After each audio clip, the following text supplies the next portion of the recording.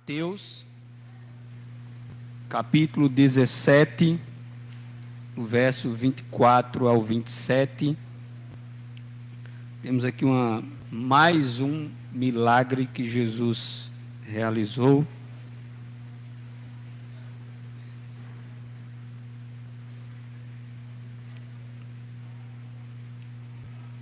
Temos tido a oportunidade de conhecer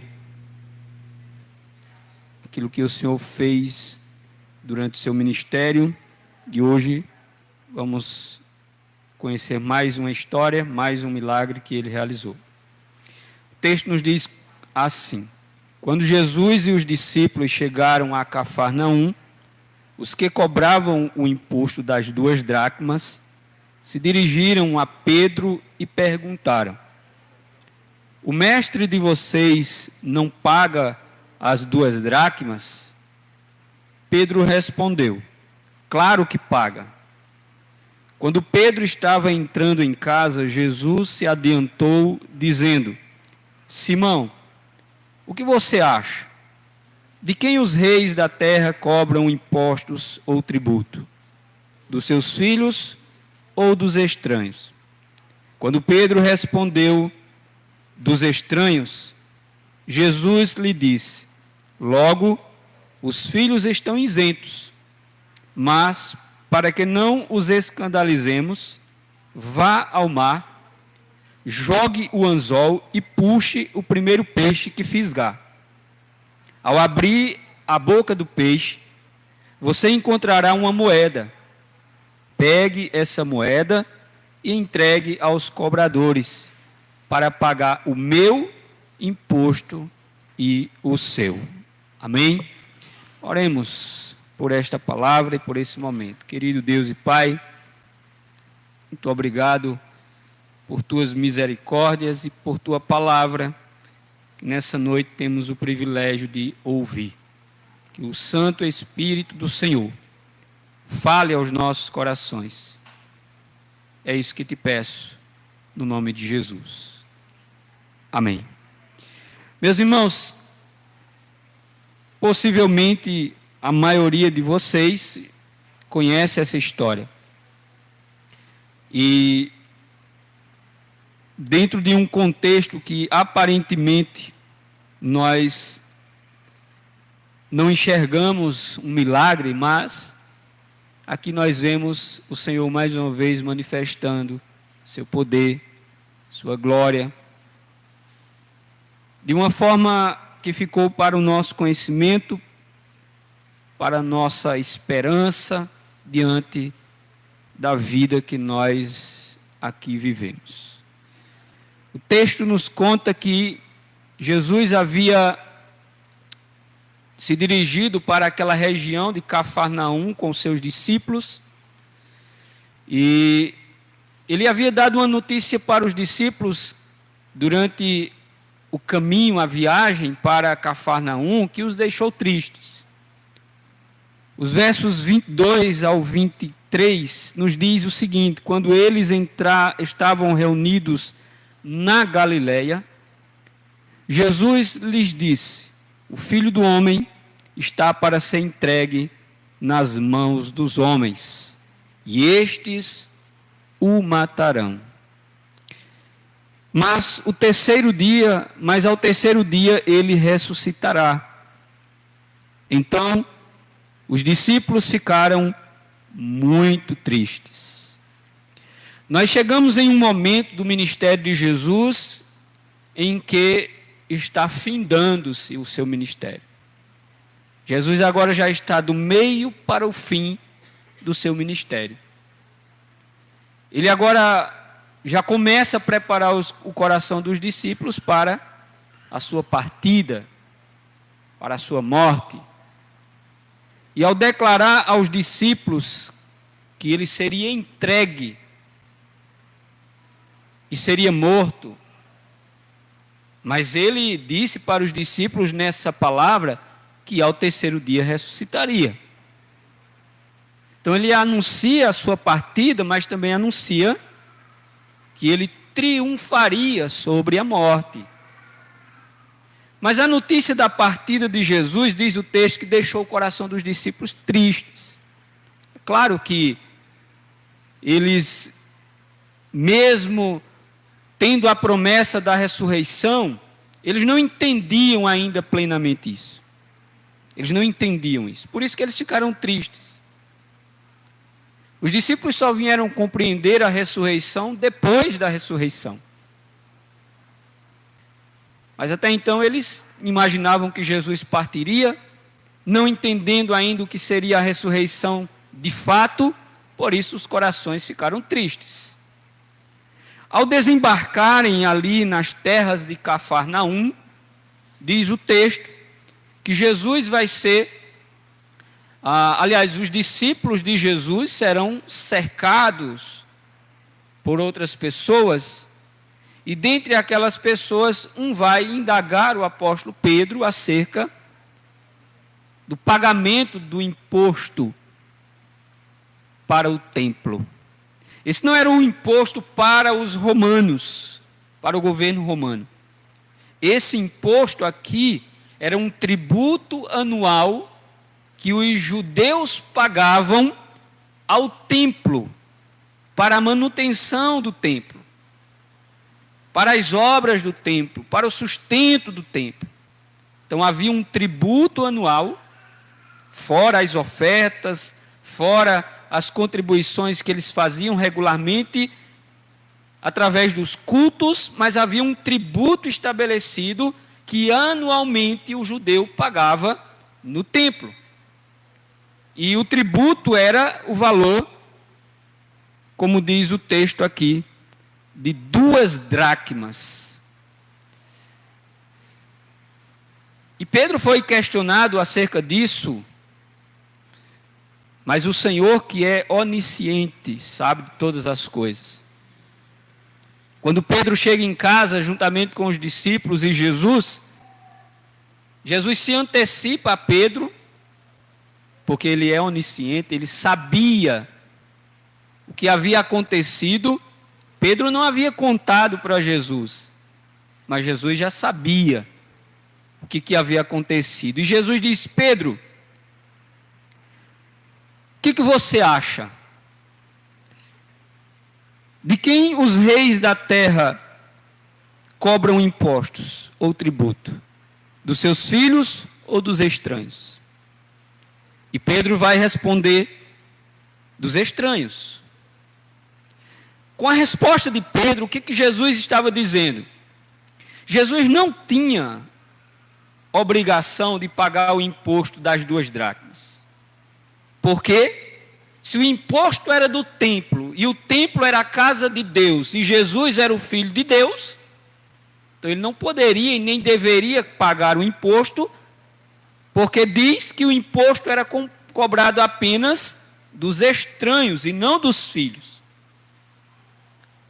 Então Jesus estava isento de pagar esse imposto, porque ele era filho de Deus. Ele era o filho do dono da casa. No entanto, o verso 27 nos diz assim: mas, Jesus dizendo para Pedro, para que não os escandalizemos. O que Jesus está dizendo? Para que as pessoas, os homens, não se escandalizem pelo fato de eu não pagar o imposto, para que eles não fiquem escandalizados, não entendendo, porque os judeus não reconheciam Jesus como Filho de Deus. Quando Jesus mais adiante vai afirmar isso, ele será perseguido e morto por causa disso. Porque ele vai se afirmar Filho de Deus, por isso ele será perseguido, entregue às autoridades e morto por se considerar Filho de Deus.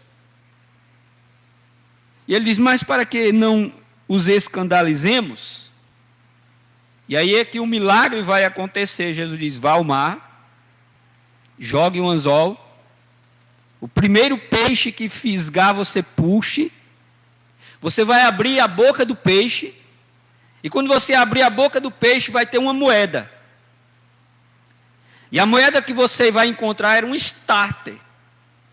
Ou seja, essa moeda ela tinha um valor que era o dobro das 2 dracmas. Ele diz, com essa moeda você vai pagar o seu imposto e o meu imposto. É claro que o texto ele não continua falando do desenrolar dessa história. No entanto, se o Senhor disse que Pedro fizesse isso e que isso aconteceria, é claro que aconteceu. É claro que o milagre aconteceu. Meus irmãos, o que essa história nos ensina? Ela nos ensina de que Jesus Cristo, ele é o Filho de Deus. Fica claro quando ele diz, o tributo é cobrado dos estranhos e não dos filhos. E ele era filho de Deus. Ele era o filho do dono da casa. Então fica claro com essa história de que Jesus Cristo é o Filho de Deus. E se ele é o Filho de Deus, ele vai mostrar os seus atributos através dessa história. Ou seja, a sua onisciência, a sua soberania, o seu poder. Vai ficar notório nessa história através da ação do Senhor no desenrolar desse acontecimento. Com isso, nessa noite, a minha palavra é para todos nós, de que usando esse texto, essa história, de um milagre que foi realizado pelo Senhor, nós vamos aprender que a onisciência e a soberania de Deus, ela age em todas as situações das nossas vidas. A onisciência de Deus, a soberania de Deus, está presente em todas as situações das nossas vidas. Isso é o que nós vamos aprender com esse texto. Pedro não havia contado para Jesus o que havia acontecido, mas Jesus já sabia o que havia acontecido. Por que ele sabia? Porque ele é onisciente. Saiba que Deus sabe de tudo a nosso respeito. O Senhor sabe dos nossos pensamentos, o Senhor sabe do que acontece na nossa vida, o Senhor sabe o que vai acontecer na nossa vida, porque Ele é onisciente. O atributo da onisciência de Deus nos mostra exatamente esse conhecimento que Ele tem a nosso respeito, a respeito de todas as coisas, e isso deve trazer aos nossos corações esperança.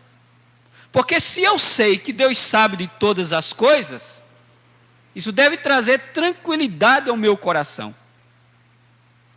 Porque isso deve me trazer a compreensão de que as coisas que acontecem, elas não são obras do acaso nem do destino, mas fazem parte de um plano, de um propósito, de um Deus que sabe de todas as coisas. Essa história também me revela a soberania de Deus, que governa, que controla todas as coisas. A minha vida, a sua vida, a criação, tudo que existe no mundo, no universo, todas as obras criadas estão debaixo da soberania desse Deus que governa todas as coisas. E se Ele diz para alguma coisa que Ele criou, como ela tem que ser, como ela tem que agir, ela vai ter que obedecer à voz do seu Criador. O Deus que nós conhecemos e servimos, Ele ordena até um simples peixe para cumprir a sua vontade. O Senhor é soberano de uma forma tão tremenda, que até mesmo um peixe obedece à voz do seu Criador. Ele age para cumprir o propósito do Criador. Ele trabalha para cumprir o propósito do Criador. O Senhor usou um peixe para cumprir o seu propósito. Ou seja, essa história me mostra que Deus é onisciente, pois Ele sabe de tudo.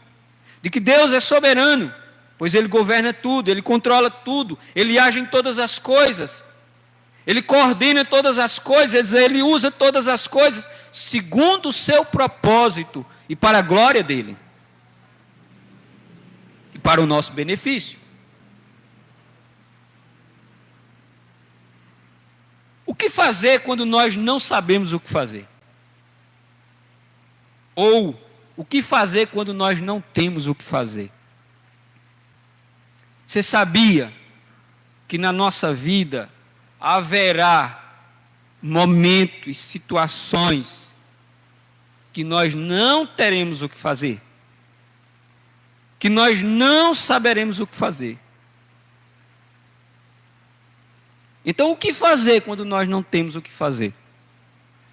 O que fazer quando nós não sabemos o que fazer?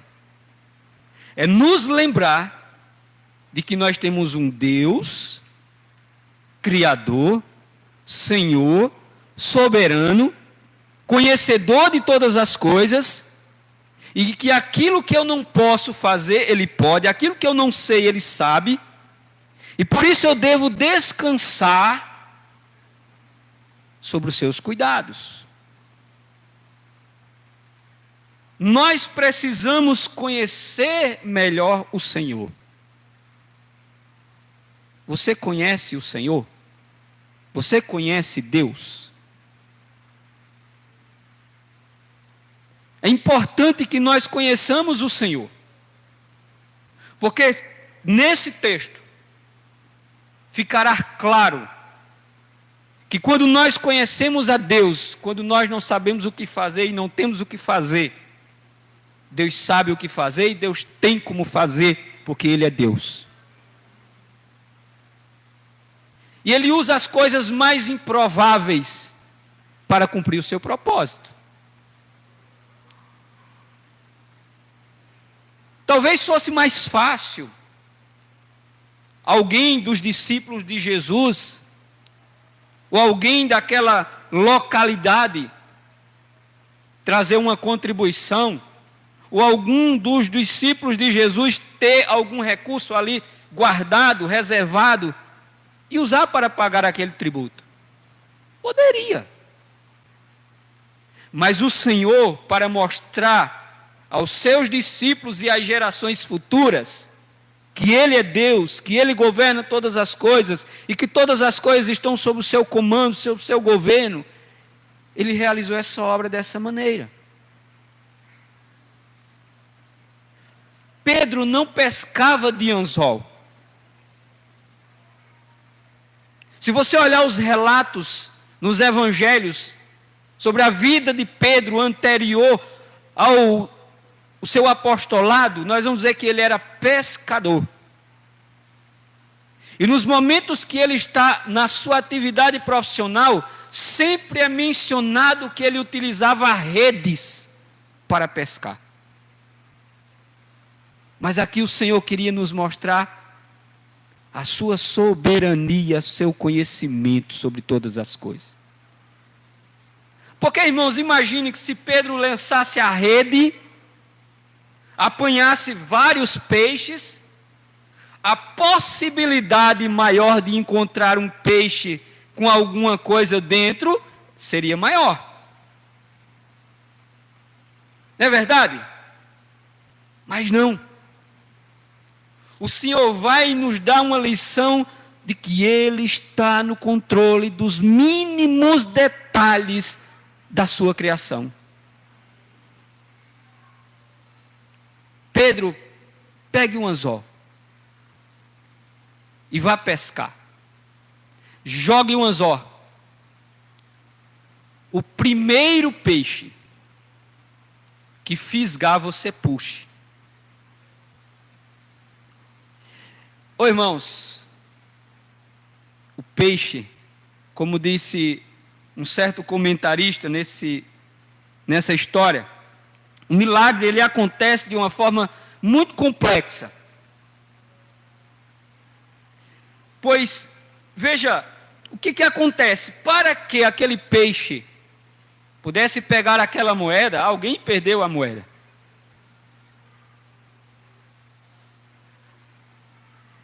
Alguém perdeu aquela moeda no mar, ali da Galileia. E o peixe, ele foi e pegou aquela moeda com a boca. Mas ele não engoliu. Porque o texto não diz que Jesus disse: abra o peixe. Ele disse: abra a boca do peixe. A moeda estava na boca do peixe, não estava na barriga do peixe. O peixe não engoliu a moeda. Para mostrar a soberania de Deus, o controle de Deus, nos mínimos detalhes. E o peixe pega aquela moeda e fica exatamente no ponto onde Pedro iria lançar o anzol. Agora imagine como é que o peixe vai fisgar o anzol se ele estava com a moeda na boca. Se ele já estava com a boca cheia, talvez não fosse interessante para ele a isca que estava sendo apresentada, mas ele estava ali para obedecer ao seu Criador. O peixe estava ali para obedecer ao seu Criador. E mesmo com a boca cheia, o peixe vai e fisga o anzol. E Pedro puxa o peixe. Diz o texto que ele abre a boca do peixe, puxa a moeda. Coincidência, obra do acaso, que sorte! Não! Soberania de Deus. O valor da moeda era exatamente o valor equivalente ao pagamento do imposto de Pedro e de Jesus. Não foi por acaso, não foi sorte, foi Deus, foi o Criador, foi o Senhor, que governa, que controla, que age em todas as coisas, conforme diz Paulo na sua carta aos Romanos, no capítulo 8, versículo 28, ele diz: Deus age em todas as coisas, segundo o seu propósito. E Deus tem um propósito, e Ele agiu. Por isso, meus irmãos, não duvide daquilo que Deus pode fazer. Deus pode usar as coisas menos prováveis e que nós menos esperamos. Talvez pudéssemos esperar ajuda vindo de outra parte, mas não de um peixe que veio carregando aquela moeda. Mas lembre que o Senhor diz assim: vá, Pedro, lança o seu anzol, e o primeiro peixe que fisgar você puxa. Como é que o Senhor sabia que o peixe estava com a moeda na boca? Que o primeiro peixe que fisgasse era o peixe que estava com a moeda? Como é que o Senhor sabia? Porque Ele é Deus, Ele é onisciente. Meus irmãos, essa história me traz a lição de que Deus é onisciente, de que Deus é soberano e que Ele age em todas as coisas na nossa vida. O Senhor não está dormindo, diz o salmista. O Deus de Israel, Ele não dorme, Ele não cochila. Ele está agindo em todas as coisas. Por isso que é necessário que você conheça o Senhor, para que você se lembre do Senhor, do Deus que usa inclusive um peixe para operar e manifestar a sua glória. Se Deus usa um peixe, Ele pode usar qualquer coisa que Ele quiser para manifestar o seu poder e a sua glória. Por isso não sejamos incrédulos quanto à obra de Deus, aquilo que Deus pode fazer. Porque Ele pode fazer todas as coisas que Ele quiser. E todas as coisas Ele pode fazer. E se Ele quiser, Ele faz. Essa história nos ensina de que Deus é soberano, que Deus é onisciente, que Deus é onipotente. Lembre-se disso. Os questionamentos do mundo sobre nossa conduta é o que eu vejo no verso 24 como lição também. O mundo vai nos questionar em algum momento. O mestre de vocês paga imposto? Ou seja, Jesus e os discípulos estavam sendo questionados quanto à conduta deles perante as autoridades e as leis que existiam. Você sabia que nós, como cristãos, precisamos ter uma conduta que não escandalize o mundo? Porque Jesus vai dizer, para que eles não se escandalizem. Não é isso que Jesus diz no final, no verso de número 27, ele diz assim, mas para que eles não para que não os escandalizemos, ou seja, o mundo pode se escandalizar por causa da nossa conduta. O mundo pode se escandalizar por causa da nossa conduta. E Jesus nos dá uma lição aqui importante. Se você é um cristão, um crente em Cristo Jesus, um discípulo de Jesus, você precisa cuidar da sua conduta para não escandalizar o mundo. Porque ele diz, para que não os escandalizemos. Jesus tinha a preocupação de não escandalizar o mundo. Jesus ensinou aos seus discípulos que eles não deveriam escandalizar o mundo. E nós precisamos cuidar da nossa conduta para não escandalizarmos o mundo. E o mundo questionará a nossa conduta muitas vezes. Em vários momentos, seremos questionados pela nossa conduta, mas nós precisamos ser como Cristo e não escandalizarmos este mundo. Cumprir com os nossos deveres, ser exemplo naquilo que nós fazemos, como o Senhor. O nosso mestre é exemplo em todas as coisas, ele é modelo para todas as coisas, e aqui ele nos dá a grande lição: não escandalizem o mundo. E o próprio Cristo disse certa vez que nós precisamos ser sal e luz, para que os homens vejam as nossas boas obras e glorifiquem o nosso Pai que está nos céus. Deus precisa ser glorificado por meio da nossa conduta. Por isso, aqui fica a lição inicial. Os discípulos foram questionados. Os homens questionaram a conduta de Jesus. Se eles questionaram a conduta de Jesus, questionarão a minha e a sua. E nós precisamos seguir o ensinamento do Senhor, de termos cuidado para não escandalizarmos aqueles que questionam a nossa conduta.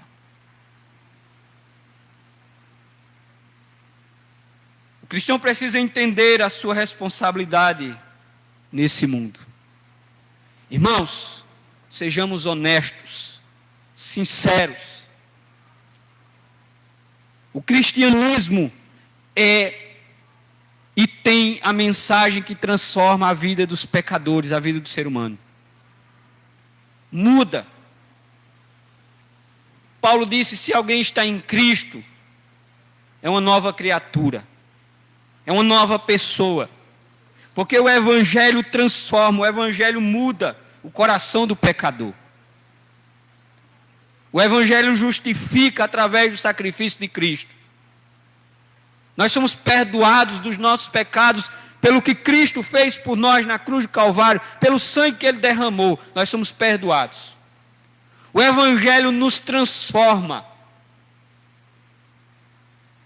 E por causa dessa transformação, nós precisamos vivenciar isso em nossas vidas. E infelizmente, por causa da pregação, não do Evangelho de Cristo, não de um compromisso com a palavra, muitos têm vivido de uma maneira que não glorificam a Deus. Mas se você entende o Evangelho, se você crê no Evangelho, se você segue a Cristo, você tem que seguir aquilo que o Senhor diz para nós. O cuidado para não escandalizarmos. O mundo cobrará de nós aquilo que falamos acerca do Evangelho e em nossas vidas. No entanto, mais do que uma satisfação ao mundo, nós precisamos entender que a nossa conduta deve glorificar a Deus. Nós devemos glorificar a Deus através da nossa conduta. O mundo não deve ser o nosso alvo principal. A nossa preocupação principal não é com o mundo, mas é com a glória de Deus. Mas quando nós glorificamos a Deus com a nossa vida, o mundo terá que ver a nossa conduta e glorificar a Deus também. Porque Jesus disse para que eles vejam as vossas boas obras e glorifiquem ao vosso Pai que está no céu. Fomos criados para a glória de Deus. Estamos aqui para viver para a glória de Deus, como disse Paulo, quer comendo, quer bebendo, quer fazendo qualquer outra coisa. Devemos fazer tudo para a glória de Deus. Em segundo lugar, dos versos 25 e 26, nós encontramos um aprendizado importante sobre a onisciência de Deus diante das pressões que nós enfrentamos nessa vida. Se você sabe o que é onisciência, você entende a importância de saber isso aqui. A palavra onisciência fala de conhecimento. Ou seja, significa dizer que Deus conhece, que Deus sabe de tudo e de todas as coisas. Passado, presente e futuro fazem parte do conhecimento de Deus, e apenas Deus é onisciente. Somente Deus é onisciente. O Senhor conhece todas as coisas, o Senhor conhece tudo. Como diz uma certa música, Ele conhece o fim desde o começo. Deus sabe da sua vida, Deus sabe da minha vida. Deus sabe do que nós fazemos. Deus sabe o que nós pensamos. Deus sabe o que você está pensando. Deus sabe como foi o seu dia. Deus sabe os desafios que você tem enfrentado. Deus sabe da sua dor. Deus sabe dos seus sofrimentos. Deus sabe das suas lutas. Deus conhece os nossos pecados. Deus sabe de tudo. Ou seja, a onisciência de Deus, ela me faz entender que, se estou enfrentando as coisas que eu enfrento, isso deve me trazer esperança, pois eu sei que Deus sabe do que eu estou passando, eu sei que Deus sabe o que eu estou enfrentando, eu sei que Deus sabe o que vai acontecer com a minha vida. Eu não sei o que vai acontecer comigo daqui a alguns minutos, daqui a algumas horas, amanhã. Eu não sei, mas eu sei que Deus sabe. Eu sei que Deus sabe. E como um cristão, como um crente em Cristo, isso deve trazer ao meu coração esperança, tranquilidade, paz. Porque se Deus sabe o que vai acontecer com a minha vida, e se eu pertenço a Ele, eu sei que Ele está cuidando de todas as coisas, está agindo em todas as coisas, segundo o seu propósito. Tranquilize o seu coração. Mesmo nas coisas ruins que nos acontecem, mesmo nas coisas maus que nos acontecem, o Senhor sabe de tudo. O Senhor age em tudo. O Senhor governa tudo. E todas as coisas na nossa vida estão concorrendo segundo o seu propósito. Você quer uma prova disso? Essa história nos ensina. Deus estava agindo na vida dos discípulos de tal maneira, e o exemplo fica exatamente nessa história, quando ele utiliza-se da sua criação para trabalhar em nosso favor. Deus usou um peixe. Isso significa dizer que se Deus tem um propósito em nossa vida, e se Ele quiser agir na nossa vida, segundo a sua vontade, Ele usa quem quer, Ele faz do jeito que Ele quiser, Ele vai fazer da maneira que Ele quiser. Mas se Ele tem um propósito, e Ele vai agir da maneira dEle, para glorificar o nome dEle, fique certo que Ele vai fazer. Do jeito dEle, da maneira dEle, no tempo dEle, para a glória dEle. A onisciência de Deus está clara. E isso significa dizer que o conhecimento de Deus sobre nossa vida e as coisas são plenas. Seremos tentados muitas vezes a pensar assim: Deus não sabe o que está acontecendo comigo. Ou o futuro que nos perturba muitas vezes. O que vai acontecer? O que será da minha vida? O futuro é perturbador muitas vezes, porque nós queremos ter o controle das coisas, inclusive do que vai acontecer, e nós não temos. E quando nós caímos na realidade de que nós não temos o controle sobre o que vai acontecer, muitas vezes nos desesperamos, nos angustiamos, diante das várias situações da vida. Nós queríamos que as coisas fossem de uma maneira, mas nós não temos controle sobre as coisas. Mas esse texto me ensina de que Deus, que sabe do dia de amanhã, que tem planejado para a minha vida o dia de amanhã já.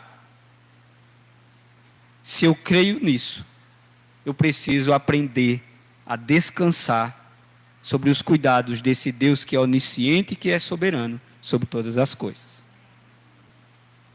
Aprender a descansar. É isso que esse texto me ensina. Lembre-se que Deus é onisciente e que Ele sabe de todas as coisas. Ele sabe até mesmo daquilo que nós descobrimos, que nós não sabíamos e acabamos descobrindo. Deus já sabia. E aquilo que nós nem sabemos ainda que vai acontecer, Deus já sabe. Por isso, lembre-se dessa história para trazer esperança ao seu coração. Se Deus utilizou-se de um pequeno peixe para cumprir o seu propósito, se Deus tem um propósito na nossa vida em uma determinada situação, Ele pode usar quem Ele quer e o que Ele quiser para o nosso bem e para a sua glória. Lembre-se dessa história. Nos momentos difíceis da sua vida, quando você não souber o que fazer, quando você não tiver o que fazer, lembre-se que Deus sabe o que fazer e que Deus tem como fazer. E se Ele quiser, Ele usa até um peixe. Às vezes a gente fica dizendo: Senhor, faz assim, faz desse jeito. Nós não precisamos ensinar a Deus, porque Ele já sabe o que fazer. O texto nos diz que há um outro atributo divino que é manifestado nesse texto, que é a providência de Deus. O verso 27 nos fala da providência de Deus. Deus é onisciente, Deus é soberano, Deus é cheio de providência. Providência é um atributo divino. O texto fica claro quando Deus providenciou um pagamento para suprir a necessidade de Pedro e do Senhor naquele momento. Usando os recursos que Ele quis. A providência de Deus trabalha naquilo que nós menos esperamos ou achamos provável. Lembre-se que durante 40 anos no deserto, Deus manifestou a sua providência para Israel. E Ele tem manifestado a sua providência na nossa vida, mesmo sem a gente perceber. mesmo sem a gente reconhecer, mas a providência de Deus tem acontecido na minha vida e na sua vida. O que é providência, pastor? Providência é quando Deus provê para nós aquilo que nós necessitamos e que nós não temos como prover. A providência de Deus é uma manifestação do seu poder. Do seu poder. A Bíblia nos diz que Israel estava no deserto e o povo clamou a Moisés com sede. Uma multidão de gente, de animais. Não tinha água para dar àquelas pessoas. Uma multidão. Alguns comentaristas estimam que haviam cerca de 2 milhões de pessoas, fora milhares e milhares de animais. E não tinha água. E como saciar a sede de tantos no deserto? Mas o Deus que é provedor, ele disse para Moisés: Moisés, toca naquela rocha. E Moisés bate na rocha com a vara. E diz que a rocha começou a jorrar água. E a água que saía da rocha criou um riacho. De tal maneira que a água era abundante e suficiente para saciar a sede de todos aqueles e de todos os animais que ali se encontravam. E a Bíblia nos diz que a rocha era Cristo. A rocha era Cristo. Deus é provedor. E Ele pode prover segundo as nossas necessidades e a glória do seu nome. Ele proveu o pagamento do imposto. Ele proveu água para o povo no deserto. Ele proveu pão para o povo no deserto. Ele proveu carne para o povo no deserto. O Senhor, o tempo todo na história, a sua providência foi manifestada e tem sido manifestada. Mas lembre-se de uma coisa: a maior ação da providência de Deus foi ter enviado Jesus Cristo para nos salvar. Essa foi a maior manifestação da providência de Deus. Ele enviou o Salvador a este mundo perdido, condenado, para trazer salvação aos pecadores. E a providência da salvação é a razão pela qual nessa noite nós estamos aqui dizendo que Jesus Cristo nos salvou e Ele pode salvar você. Porque Deus já proveu tudo que nós necessitávamos para a nossa salvação. Você não precisa fazer mais nada. Você só precisa crer que Jesus Cristo é o Salvador. Porque Ele já proveu o Salvador, Ele já proveu a salvação, Ele já proveu a redenção, Ele já proveu perdão para os nossos pecados. Nós temos a providência do Senhor agindo a nosso favor.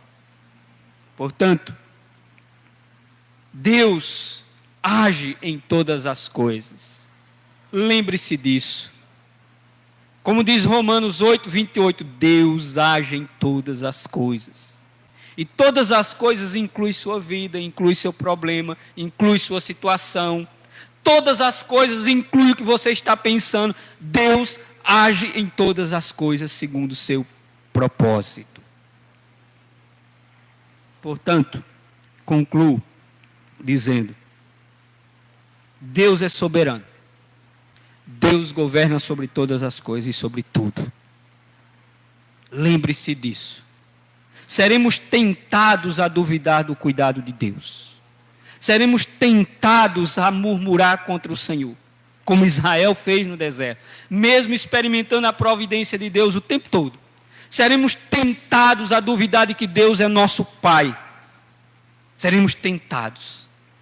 Por isso precisamos trazer ao nosso coração os atributos de Deus, porque isso renovará a nossa fé, na certeza de que Deus é Senhor sobre todas as coisas, de que Deus pode todas as coisas, de que Deus sabe de todas as coisas, de que Deus controla todas as coisas.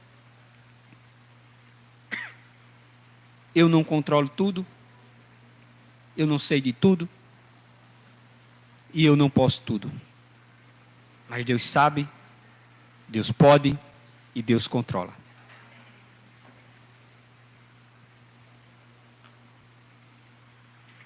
Concluo dizendo, nessa história, nós podemos conhecer e aprender sobre a manifestação de Deus, através de alguns de seus atributos, como soberania, onisciência e providência.